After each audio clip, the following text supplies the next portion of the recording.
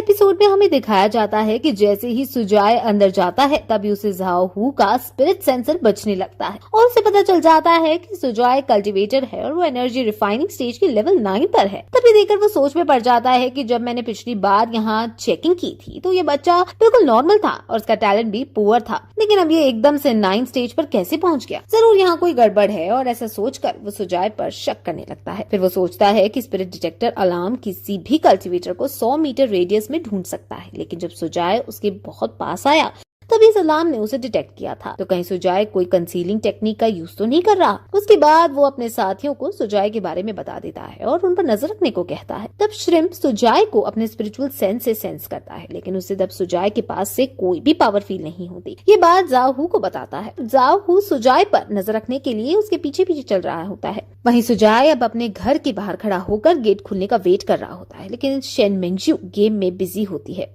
और जल्दी से गेट नहीं खोलती, जिसके कारण वो जोर जोर से गेट को बजाने लगी। जैसे ही शेन मेंगजू गेट खोलती है वो भागकर टॉयलेट में चला जाता है। शेन मेंगजू उसे टॉयलेट जाने से रोकती है, लेकिन वो इतनी जल्दी में होता है कि उसकी सुने बिना ही टॉयलेट में चला जाता है। तभी उसे टॉयलेट के अंदर कुछ आवाज आती है और जब वो आवाज की तरफ देखता है तो उसे पता चलता है कि अंदर यू ह्यान नहा रही है और तब वो गुस्से में सुजाय को पंच मार के बेहोश कर देती है और बाहर आ जाती है। वही अब हम देखते हैं कि उस एरिया के आसपास कल्टीवेशन ब्यूरो के और भी आदमी आ गए हैं और वहाँ की सिक्योरिटी बढ़ा दी गई है। जिस बात की खबर यू ह्यान और शेन मेंगजू को भी, और आपस में वो बात करती हुई कहती है कि पिछले 15 मिनट में कई सारे कल्टीवेटर्स के स्पिरिचुअल सेंस हमारी जगह को स्कैन कर चुके हैं। तब शेन मेंगजू कहती है कि यहाँ पर 13 नए कल्टीवेटर आए हैं, जिनमें से एक नेसेंट सोल स्टेज पर है और 12 करोड़ फॉर्मेशन पर, और अगर वो लोग और कुछ दिन रहे तो सुजाय की स्पेशल कंडीशन के बारे में पता चल जाएगा उन्हें। तब यूहान कहती है कि हमें थोड़ा संभल कर रहना होगा, क्योंकि जो ऑर्गेनाइजेशन एक नेसेंट सोल रैंक के कल्टीवेटर को केवल नजर रखने के लिए भेज सकती है तो उसके पास जरूर और भी कई सारे ताकतवर कल्टीवेटर्स होंगे।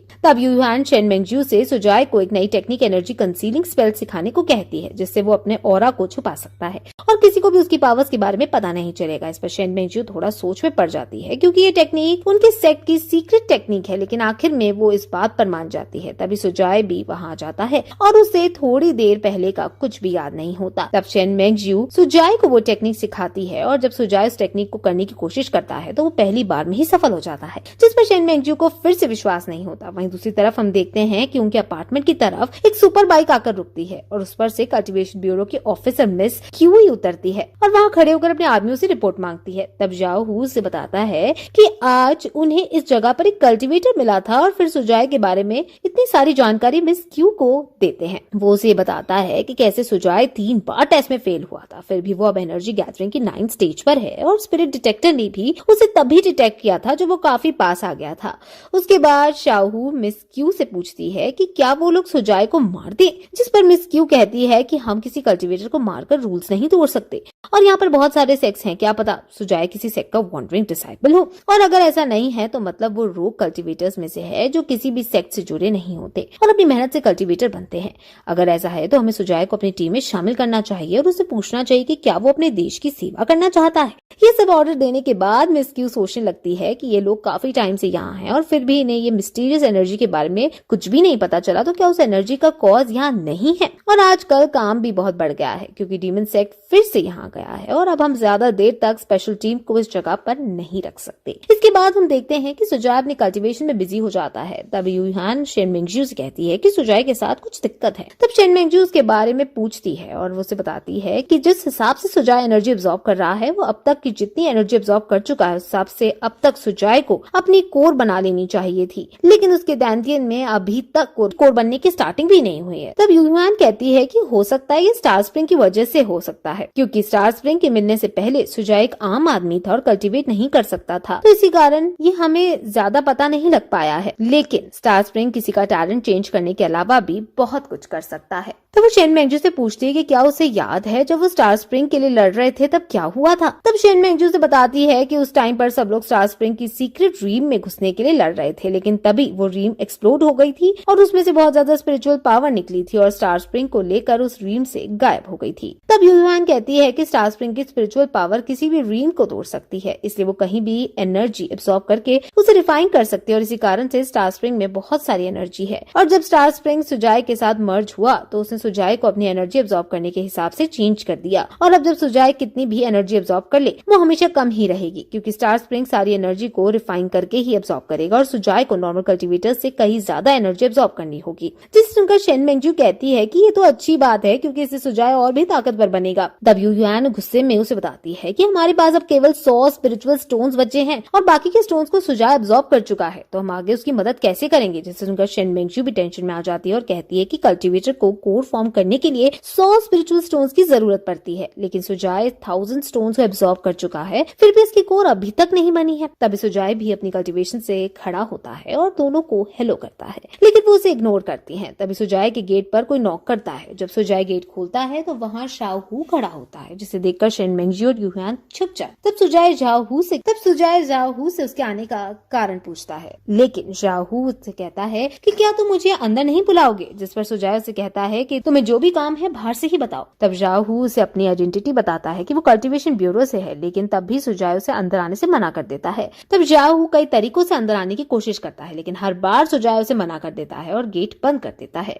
तब जाओ हू उसे अपने यहाँ आने का कारण बताता है और उसे पूछता है कि क्या वो कल्टीवेशन ब्यूरो को ज्वाइन करना चाहता है। जिसे सुनकर सुजाई अपने कमरे से बाहर आता है और नीचे आकर बात करने को कहता है। तब शाओ हू और सुजाई नीचे गार्डन में जाते हैं और सुजाई को देखकर शाओ हू सोचता है मैंने अभी तक इसे कुछ नहीं कहा है फिर भी ये इतना रूड होकर मुझसे बात कर रहा था और मुझे अंदर क्यों नहीं आने दे रहा था। तभी सुजाई एक्साइट होते हुए शाओ हू से पूछता है कि वो क्या कर सकता है। अब सुजाई का ऐसा एटीट्यूड देखकर शाओ हू चौंक जाता है और सोचता है कि शायद मैंने इस लड़के को गलत समझ लिया है। तब वो सुजाई से पूछता है कि तुम एक रोग कल्टीवेटर हो तो जिसने तुम्हें सिखाया है क्या वो फेमस है। ये सुनकर सुजाई कुछ नहीं कहता और अपना सर खुजाने लगता है जिसे देखकर शाओ हू समझता है कि वो अपने मास्टर के बारे में किसी को नहीं बताना चाहता। तब जाओ हू से कहता है कि क्या तुम कल्टीवेशन ब्यूरो को ज्वाइन करना चाहोगे। जिसे सुनकर सुजाई सोचने लगता है कि ये एक सरकारी नौकरी है और ये लोग फ्री में खाना और रहने की जगह भी देंगे और साथ ही साथ मुझे पैसे भी मिलेंगे। लेकिन तब वो पूछता है कि क्या ये काम खतरनाक होगा। तब शाओ उसे बताता है कि वो लोग उसे स्पेशल टीम में एक रिजर्व की तरह रखेंगे और वो काम कभी कभी खतरनाक भी हो सकता है। जिसे सुनकर सुजाई मना कर देता है और वो कोई खतरनाक काम नहीं करना चाहता और वो घर पर ही रहकर अपनी ट्रेनिंग करेगा और बाद में अच्छी सी जॉब ढूंढेगा। जिसे सुनकर शाओ हू को गुस्सा आने लगता है और वो सुजाई को पीटने की सोचता है लेकिन उसे तभी मिस क्यू की बात याद आती है और वो फिर से सुजाई को समझाता है कि वो एक रिजर्व की तरह होगा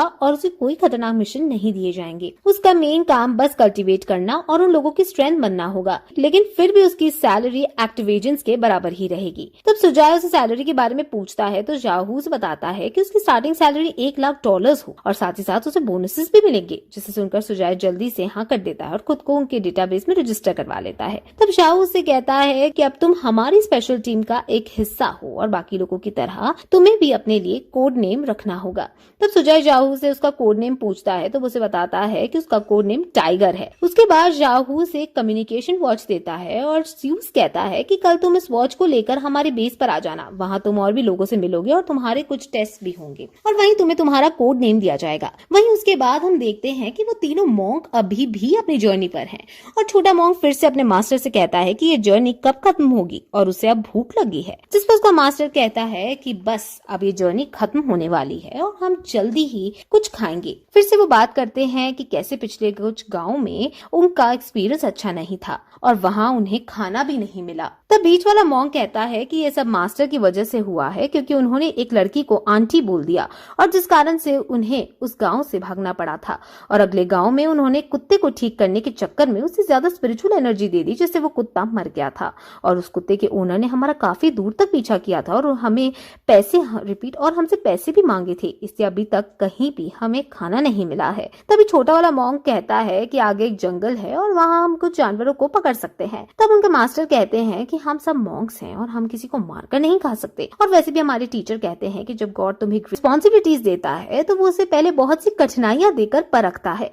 और उसके माइंड को कई सारी प्रॉब्लम से गुजरना होता है और उसे कई दिन तक भूखा भी रहना होता है। वो ये सब बातें कर ही रहे होते हैं कि उन्हें एक तेज आवाज आती है और जब वो उधर आत के देखते हैं तो उन्हें पता चलता है कि वहाँ पर कुछ लोग लड़ाई कर रहे हैं और वो सब लोग कल्टीवेटर्स हैं जो कि कोर फॉर्मेशन के 3rd लेवल पर हैं। तब हम देखते हैं कि वो मिस्टीरियस आदमी जो कि ऑल ड्रीम से आया था वो यहाँ एक हैट वाले कल्टीवेटर से लड़ रहा है। अब हैट वाला कल्टीवेटर हार रहा होता है तो वो अपनी फायर पावर्स एक्टिवेट करता है और उस मिस्टीरियस आदमी पर मारता है, जिसके बाद वो आदमी अपनी पावर से कई सारे क्रिस्टल्स एक्टिवेट कर लेता है। लेकिन तभी वो फायर वाला कल्टीवेटर हवा में उछलकर उस आदमी पर अटैक करने लगता है। अब उन दोनों की इस लड़ाई को श्रिम्प, जो कि कल्टीवेशन ब्यूरो का मेंबर है, वो अपनी स्नाइपर से देख रहा होता है और वहां पे ज़ाओ हू भी होता है, जो उसे वहां की कंडीशन के बारे में पूछता है। तब श्रिम्प उसे बताता है कि ये दोनों कोर फॉर्मेशन की 3rd स्टेज पर पहुंच चुके हैं और उनकी एनर्जी फ्लक्चुएशन हमारे डेटाबेस से मैच करती है। और ये दोनों भागे हुए कल्टीवेटर्स हैं, जिनके नाम the fiery hand Luo Ming और the black hearted man Qu Hua Tian है। तब ये सुनकर ज़ाओ हू कहता है कि फेयरी हैंड, जिसने 18 लोगों को मारा था, और ब्लैक हार्टेड मैन, जिसने पूरे गांव को तबाह कर दिया था,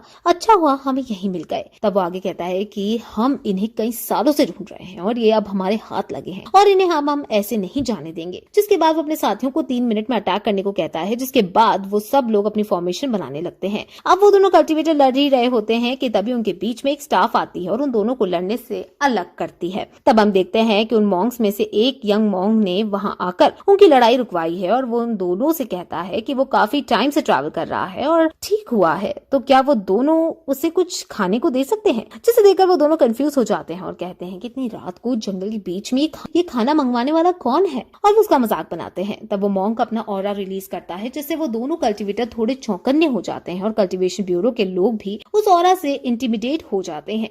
लेकिन जब वो उसे अपने डेटाबेस में चेक करते हैं तो वो ऑरा किसी से मैच नहीं करता, इसलिए वो लोग उस मॉन्क को नहीं पहचान पाते। तभी वो दोनों कल्टीवेटर जो आपस में लड़ रहे थे, एक साथ मिलकर उस मॉन्क पर अटैक कर देते हैं। और दोस्तों, इसी के साथ ये एपिसोड यहीं खत्म हो जाता है। हेलो